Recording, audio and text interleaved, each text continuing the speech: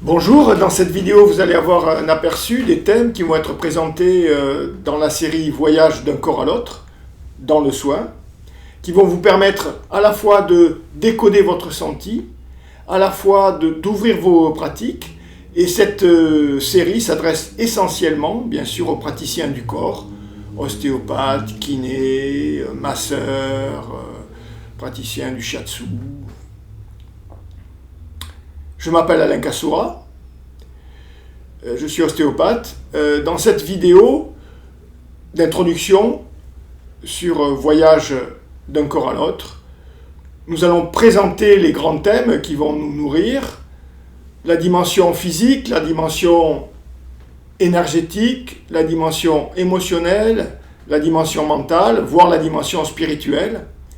On va voir ça de façon concrète, à la fois pour que ça nourrisse une introspection et puis que ça ouvre les portes du soin. C'est Cécile, mon amie Cécile, qui va nous accompagner. Merci Cécile. Salut Alain. Et je te passe la main. Oui, bonjour, donc je m'appelle Cécile Renaud, donc je suis ravie que tu m'accueilles sur ta chaîne, merci beaucoup. Merci à toi. Et donc moi j'accompagne les professionnels, notamment du bien-être, à en fait valoriser leurs talents, à savoir formuler leurs différences pour mieux toucher leurs clients de cœur, et ça que ce soit en ligne ou dans la vraie vie. Et puis on va pouvoir démarrer cette série, je suis ravie. Est-ce que déjà Alain tu pourrais nous parler un petit peu du titre que tu as choisi pour cette série de vidéos? Avec plaisir. Voyage d'un corps à l'autre. Alors c'est sûr qu'on pourrait imaginer un voyage amoureux, sensuel, érotique. Non. Notre sujet n'est pas là. En fait, on va plutôt évoquer le soin. Alors, je suis ostéopathe, ça fait 35 ans que je pratique. En 35 ans, j'ai vraiment voyagé d'un corps à l'autre. En fait, c'est pas vraiment d'un corps à l'autre, c'est d'un être à un autre être, enfin d'être en être. Et puis, je suis fort en formateur, j'enseigne depuis plus de 20 ans, d'abord à la fac, enfin, je continue toujours à la fac de médecine, et puis dans des groupes plus privés. Et donc, c'est aussi ces corps que j'ai rencontrés, c'est aussi ces groupes que j'ai rencontrés, ces individualités dans les groupes et ces différences. Donc, ça pourrait évoquer tout ça, mais en fait, pas du tout. Il s'agit là d'une proposition qui nous amène à l'introspection. Et en fait, il va s'agir de nos corps à nous. Comme si on avait plusieurs corps.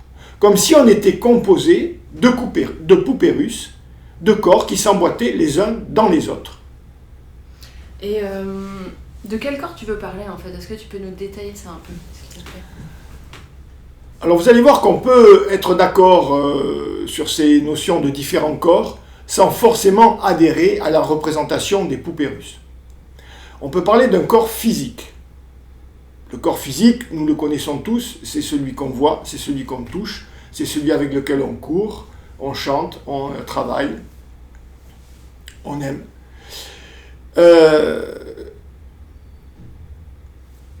Ce corps physique est très concret en fait. Il y a un corps émotionnel. On peut admettre qu'il y a une dimension émotionnelle en l'homme.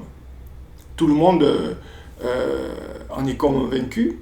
Et donc, ces émotions, en fait, c'est pas toujours évident de les aborder. Elles sont là, elles nous traversent, parfois elles s'installent. Parfois, on a du mal à les contacter. Il y a des gens qui disent « mais j'ai l'impression d'être insensible. J'ai perdu mon père, ma mère, je n'ai pas pleuré, je me sentais froid, glacé, etc. » Et c'est parfois très difficile pour les gens de s'apercevoir qu'ils n'arrivent pas à contacter ça. Ils culpabilisent même, parfois. Et puis, il y a des gens qui sont noyés dans leurs émotions, qui sont ballottés à tel point qu'ils ne savent plus s'ils sont tristes, s'ils sont gais, etc. Donc, la dimension émotionnelle, qu'elle nous soit inconnue ou qu'elle soit trop présente en nous, chacun la rencontre. Donc, on va parler d'un corps émotionnel. On va parler d'un corps mental. Avec le « je pense » dont je suis, on est tous bien d'accord qu'il y a une dimension mentale en l'homme, que la réflexion est une part importante. Mais ce corps mental, en fait, ça peut être source de développement, et puis ça peut être source, au contraire, de contraintes. et ça peut nous limiter. On parlera d'un mental supérieur et d'un mental inférieur. Donc on peut se retrouver autour de cette notion de corps mental. Et puis, on peut aller même au-delà. L'homme se pose la question du sens de la vie. Pourquoi est-ce que je suis là? Qu'est-ce que je fais là? Ma naissance, ma vie, et puis la fin de ma vie, et puis la mort. Tout ça, ce sont des questions qui nous interpellent tous à un moment donné ou à un autre. On peut aborder ça comme étant les problèmes spirituels. Donc on peut parler aussi d'un corps spirituel. Différents corps, et un lien à tous ces corps, c'est l'énergie, comme une information en mouvement, et on pourrait parler d'un corps énergétique. On parle du corps éthérique, qui est le corps énergétique du corps physique, mais l'énergie, elle est aussi dans le corps émotionnel, elle est aussi dans le corps mental, dans le corps spirituel. Alors, ne soyez pas inquiets par cette représentation-là, par ce langage-là. Il n'y a pas de message caché. Je ne veux pas vous embarquer obligatoirement dans telle ou telle vision du monde, représentation du monde. Je ne veux vous convaincre de rien. Au contraire, je veux surtout vous laisser la liberté de penser, de réfléchir, de voir comment ça vient vous interpeller dans votre vécu à vous, personnel, dans votre vécu à vous de praticien, et comment est-ce que ça peut influer dans votre activité, dans votre relation à l'autre, dans votre façon de soigner. Beaucoup de praticiens sentent des choses et ne savent pas quoi en faire. Ils se demandent si ça vient d'eux, si ça vient du patient. J'espère qu'à travers ces vidéos, les choses vont devenir un petit peu plus claires. On parle de corps, on pourrait parler de dimension, on pourrait parler de costume. Le corps physique, c'est un premier costume, le corps émotionnel, ça sera un second costume, le corps mental, un troisième, le corps spirituel, un quatrième, etc. Donc on va jongler avec ces notions-là pendant toute cette série, voyage d'un corps à l'autre. Super.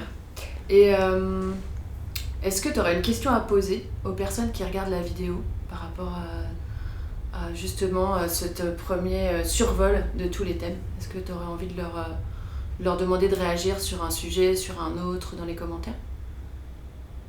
D'abord, je voudrais leur proposer une première réflexion qui dépasse un peu le cadre du corps de nos personnes, pour l'élargir à la notion de corps social. Parce que, en fait, nous sommes liés au monde, nous sommes en interaction au monde. Et ce qui est intéressant dans l'introspection, c'est que cette introspection va nous permettre de changer notre relation aux autres. Donc l'introspection n'est pas un enfermement, c'est un moyen de se relier à l'autre et d'interagir avec l'autre. Et on voit que, je disais que l'énergie reliée, c'est différents corps. Certains diront que c'est l'âme qui relie ces différents corps, mais chacun est libre d'avoir la représentation du monde qu'il veut. Mais c'est sûr qu'au niveau social, c'est important qu'il y ait un lien social. De se retrouver autour de grosses valeurs. C'est important, c'est ça qui soude la société. Liberté, égalité, fraternité, ça a été des valeurs importantes. Je dis ça a été parce qu'on a l'impression aujourd'hui que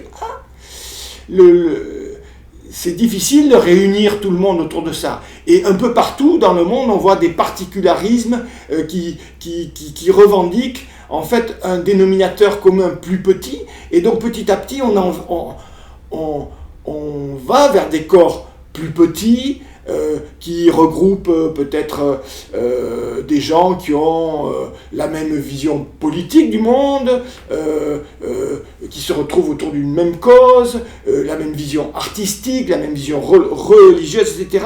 Et là, on est bien parce qu'entre nous, on a retrouvé une valeur commune, un lien commun, et on est bien. En fait, dans ces petits groupes aussi, se reposent assez vite les mêmes problèmes que ceux qu'on trouve dans la société, les problèmes de pouvoir, les problèmes d'abus, de non-consentement, être embarqué dans une histoire qu'on n'a pas forcément envie de dérouler, etc.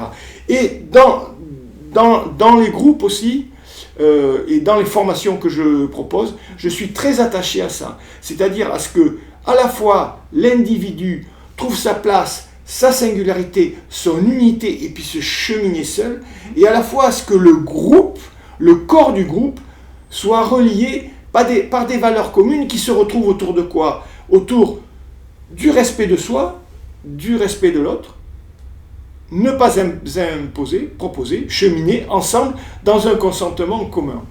Et ça, cette notion d'interaction à l'autre et de corps social, le premier corps social, c'est le couple, c'est la famille, etc. Là aussi se pose. Et on souffre aujourd'hui de ce manque de relation-là. Et si on connaît mieux son corps, ses corps, c'est plus facile d'aller vers l'autre. Et souvent en plus, ces corps, nos corps à nous, et les corps sociaux aussi, sont façonnés par la souffrance. La souffrance, les traumas qu'on a rencontrés, qui nous limitent, et du coup qui nous empêchent d'aller vers, qui nous empêchent d'échanger, et qui font que souvent le corps devient revendicatif, ou alors craintif, etc. Et c'est de tout ça dont j'ai envie de nous libérer au maximum pour pouvoir à la fois être et être soi, et à la fois se réjouir de la relation à l'autre. Alors, quelle question on pourrait poser?